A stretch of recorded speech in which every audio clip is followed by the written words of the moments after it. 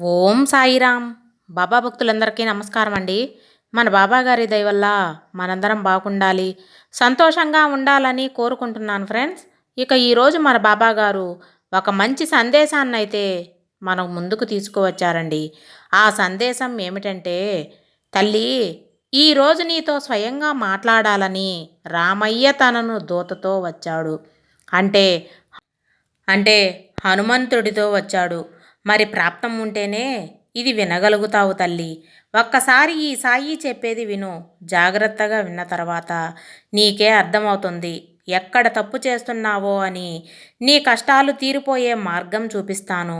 కాస్త ఓపికతో నేను చెప్పేది అర్థం చేసుకో తల్లి. జీవితం ప్రతి ఒక్కరికి సంతోషాలను ఇవ్వకపోవచ్చు, కానీ సంతోషకరమైన జీవితం మీ చేతుల్లోనే ఉంది. అది నువ్వే రాసి పెట్టుకోవాలి. ఒక్కసారి పుస్తకం రాయడం పూర్తయ్యాక అదే పుస్తకంలో మళ్ళీ తిరిగి ఎలా రాయలేమో, అలానే జీవితం చివరి అంకంలో మళ్ళీ అదే జీవితం తిరిగి పొందలేము. అందుకే మీ జీవితం అనేది పుస్తకంను ఆత్మస్థైర్యంతో అడ్డంకులను తొలగిస్తూ, అందంగా ఊహాగానాలు చేస్తూ, ఆహ్లాదంగా రాస్తూ, ఆనందంగా జీవించడానికి ప్రయత్నం చేయాలి. అంతేకాని కష్టాలు వచ్చాయని బాధపడుతూ కూర్చుంటే చివరికి మనం ఏదీ సాధించలేము. ఒంటరి వాళ్ళమవుతాం. చిన్న విత్తనం నుండి పుట్టి మొక్క మహావృక్షమవుతుంది. చిన్న జలపాతం మహానదిగా మారి భూమిపై పరుగులు తీస్తుంది. చిన్న చిరుజల్లు కుంభవృష్టిగా మారి నేలను తడుపుతుంది. అన్నీ చిన్నగానే ప్రారంభమవుతాయి, తర్వాతే అద్భుతాలుగా మారుతాయి. నువ్వు వేసే ఒక చిన్న మొదటి అడుగు నీ విజయాలకు సాక్ష్యంగా నిలుస్తాయి. ఏదైనా సరే ప్రయత్నం చేయనిదే ఫలితం ఆశించకూడదు. ఈరోజు నువ్వు చేసే చిన్న ప్రయత్నమే రేపు పెద్ద విజయం నువ్వు చూడగలుగుతావు. నీ గురించి నీకు తెలియాలి అంటే ప్రతిరోజు హృదయం అనే పలక మీద నువ్వు చేసే పనులు, నీ ఆలోచనలు, నీ మాటలు, నువ్వు వినే విషయాలు, నీ ఇష్టాలు, అయిష్టాలు, నీ బలాలు, బలహీనతలు, నీ కోరికలు, ఆశలు, నీ కష్టం, కన్నీళ్ళు, బాధలు, నీ మంచి చెడులు అన్నీ కూడా, నీ తప్పులు ఒప్పులు అన్నీ రాసుకో. అర్థం చేసుకో, సరిచేసుకో. లోకాన్ని చూడు. నీకు నువ్వే రాజు అని, నీకు నువ్వే రాణిలాగా అనిపిస్తావు. తల్లి, ఏదైనా సరే నువ్వు చేసే చూపును బట్టి ప్రపంచం నీకు కనిపిస్తుంది.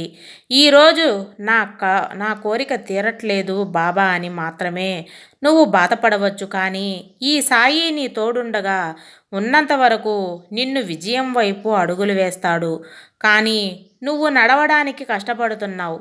నీకు ప్రతి అడుగడుగున ముళ్ళబాటే అని నీకు కనిపిస్తుంది, కానీ చివరికి నువ్వు గెలిచేది ఈ మార్గంలోనే. పడిన కష్టాలు, బాధలు, అడ్డంకులు ఇవన్నీ గుర్తు చేసుకో. నీకు ఊరటనిస్తాయి. 4 రోజులు బ్రతుకు కోసం నలుగురిని విమర్శిస్తాము. 3 వేళ్ళు నోట్లోకి వెళ్ళడానికి 7 లోకాలతో పోరాడుతాము. చివరికి మిగిలేది బూడిదేనని తెలుసుకోలేక ఎందుకనో ఆరాటపడతాము. ఆ సిద్ధాంతం, ఈ సిద్ధాంతం అంటూ అలుపెరుగని పోరాటం చేస్తాం. ఇవన్నీ మిథ్య అని తెలుసుకొని బ్రతికిన 4 నాళ్ళు 10 మంది మేలు కోరి కలిసిమెలిసి బ్రతకడమే కదా మేలైన విధంగా. తల్లి, నీ మనసు గాయపరిచిన వారిని మర్చిపో, కానీ నిన్ను ప్రతిరోజు ప్రేమించే వారిని గుర్తుపెట్టుకో. నిన్ను ఏడిపించిన గతాన్ని మర్చిపో, కానీ నీ చిరునవ్వులకు కారణం అవుతున్న వర్తమానంపై దృష్టి సాధిస్తూ నీ బాధను మర్చిపో, కానీ అది నేర్పిన పాఠాన్ని ఎప్పుడూ గుర్తుపెట్టుకో. కష్టం కన్నీళ్లనే కాదు, కొన్ని నిజాలను బయటికి రప్పిస్తుంది. దాపరికాల ముసుగును తొలగిస్తుంది. వాస్తవాలు వెలుగు చూసేలా చేస్తుంది. కష్టం కూడా ఒక మంచి నేస్తమే. నీలోని ధైర్యం, నీ సామర్థ్యం నీకు తెలిసేలా చేయడానికే ఆ కష్టం వచ్చింది. నీ భవిష్యత్తుకు మార్గాన్ని వెతికేలా చేస్తుంది. అందుకే కష్టాన్ని కూడా ఆనందంగానే ఆహ్వానించాలి. ఈరోజు ఈ కష్టం వచ్చింది కదా అని మౌనంగా కూర్చోంలే కదా. నీ మనసుకి ఆత్మస్థైర్యాన్ని నువ్వే నింపుకోవాలి. నీకు ఎలాంటి వారు ఆత్మీయులు లేనప్పుడు నీకు నువ్వే ఆత్మస్థైర్యంగా చెప్పుకొని నిలబడాలి. నీకు ఈ సాయి తోడు ఉన్నాడు. ఈరోజు బాబా నాతో చనువుగా ఉన్నవాళ్లే నన్ను మోసం చేశారు. నా అన్నవాళ్ళు నన్ను ఇబ్బందులకు గురిచేస్తున్నారు. నా సమస్య ఏ విధంగా తీర్చుకో, అది నీ చేతుల్లోనే ఉంది. నాకు సహాయం చెయ్యి బాబా అని ప్రార్థిస్తుంది నా బిడ్డ. తల్లి, మనుషుల్లో మార్పు అనేది చాలా సహజం. ఎలా మారాలి అన్నది వివేకం చెబుతుంది. ఎప్పుడు మారాలి అన్నది అనుభవమే చెబుతుంది. అసలు ఎందుకు మారాలి అన్నది అవసరం చెబుతుంది.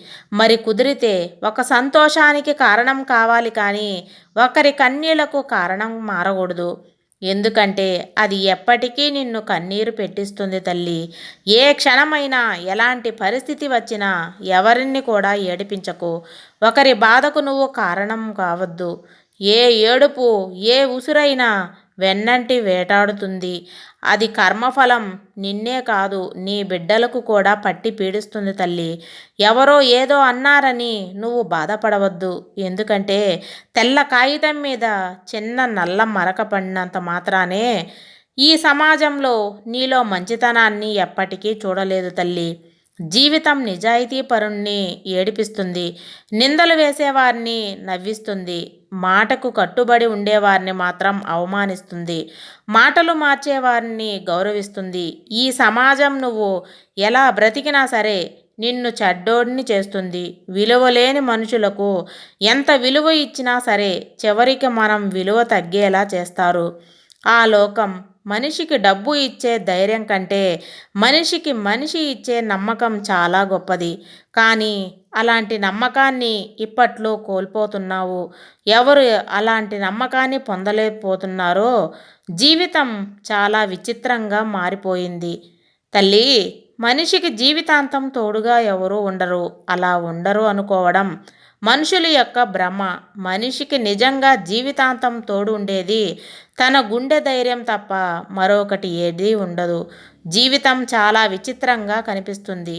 ఎందుకంటే ఎవరితో ఎవరు ఎంతకాలం కలిసి ఉంటామనేది ఎవరూ ఊహించలేరు. కాబట్టి రోజు ప్రారంభంలో అనిపిస్తుంది ధనమే జీవితం అని. కానీ సాయంత్రం ఇంటికి చేరినప్పుడు ప్రశాంతతే జీవితం అనిపిస్తుంది. మరి ఇప్పుడున్న రోజుల్లో మనుషులు చాలా స్వార్థంగా తయారయ్యారు. మనం వదిలేయడమే ఉత్తమం. నువ్వు మాట్లాడితేనే మాట్లాడుతున్నారు అంటే నీ బంధం వారికి అవసరం లేదు అని అర్థం. విలువైన వాటిని దేవుడు నీకు ఇచ్చే ముందు కొంచెం ఆలస్యం చేస్తాడు. ఎందుకంటే దానిని పొందే అర్హత నీకు ఉందో లేదో తెలియాలి కాబట్టి. మరి ఆ అర్హతను పొందాలి అంటే ముందు నువ్వు సన్మార్గంలో నడవాలి. ఈ సాయి చెప్పినట్టు నడుచుకో. జీవితాంతం సంతోషంగా మారుతుంది తల్లి. మనసులో కల్మషం లేని వారు మనం ముందైనా వెనకైనా ఒకేలా మాట్లాడుతారు. ఒంటి నిండా విషం నింపుకున్న వారు మన ముందు తీయగా, మన వెనకాల చెడుగా మాట్లాడుతారు. ఇలాంటి వారి వల్ల ఎన్నో జీవితాలు నాశనం అవుతాయి.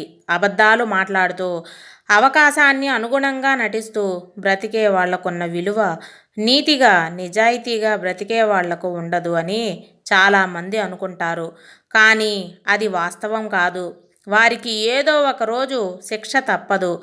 భగవంతుడు అన్నీ చూస్తూ ఉంటాడు తల్లి. నువ్వు అనుకున్నది సమయానికి జరుగుతుంది. నువ్వు ఆ విషయంలో ఎలాంటి బింకం పెట్టుకోవద్దు. ఈరోజు సాయి చెప్పినట్టుగా సాయి మీద నమ్మకంతో నీ రామయ్య చెప్పే మాటలు వింటున్నావు తల్లి. మన జీవితాన్ని ఎప్పుడూ పక్కవారితో పోల్చుకోకూడదు.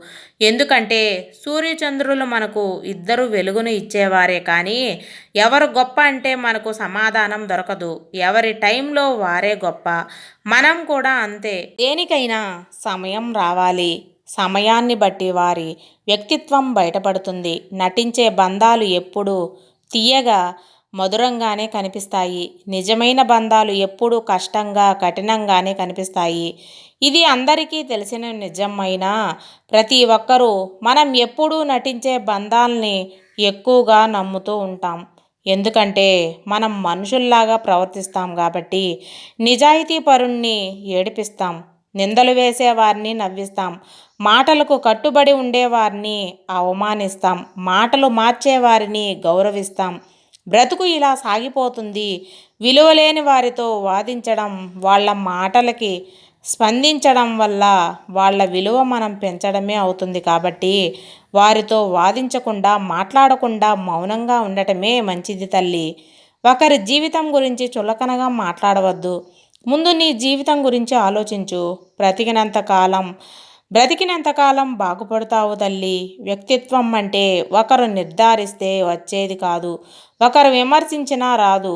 అది మన నడవడికపైనే ఆధారపడి ఉంటుంది. ఎంత చదివామన్నది కాదు తల్లి, ఆ చదువు మనకు ఎంత సంస్కారం నేర్పించిందన్నదే ముఖ్యం. నీ కోసం ఏడ్చేవారుంటే నీ అదృష్టంగా భావించు. అంతేకాని నిన్ను చూసి ఏడ్చేవారుంటే వారిలో లేని గొప్పతనం నీలో ఉందని సంతోషపడు. నీ మనసు ఆవేదన చెందినని బాధపడుతూ కూర్చుంటే రేపు నువ్వు గెలవాలని, పట్టుదలతో పోరాడే ఆత్మస్థైర్యం నీలో కలగాలని ఈరోజు నీకు ఈ సాయి మంచి సందేశం అందిస్తున్నాడు. ఇది ఫ్రెండ్స్, మన బాబా గారు మన కోసం అందించిన సందేశం. మీకు అందరికీ నచ్చిందని అనుకుంటున్నాను ఫ్రెండ్స్. సర్వేజన సుఖినో భవంతు. జై సాయిరామ్.